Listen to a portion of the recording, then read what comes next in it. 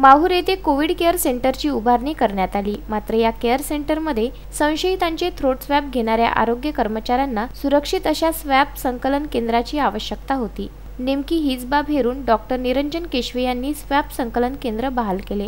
माहूर ग्रामीण रुग्णालयाचे वैद्यकीय अधिकारी डॉक्टर निरंजन केशवे व केशवे परिवाराचे स्वॅब संकलनासाठी सुरक्षित असे स्वॅब अद्ययावत संकलन केंद्र 20 मे रोजी माहूर रुग्णालयात कोरोना कोविड सेंटरला अर्पण करून सामाजिक बांधिलकी जपली आहे। यावेळी माहूरचे तहसीलदार सिद्धेश्वर वरणगावकर, गटविकास अधिकारी विशाल सिंग चौहान, तालुका आरोग्य अधिकारी डॉक्टर साहेबराव भिसे, वैद्यकीय अधीक्षक डॉक्टर व्यंकटेश सोसले, वैद्यकीय अधिकारी डॉक्टर युबी मोरे, डॉक्टर निरंजन केशवे उपस्थित होते।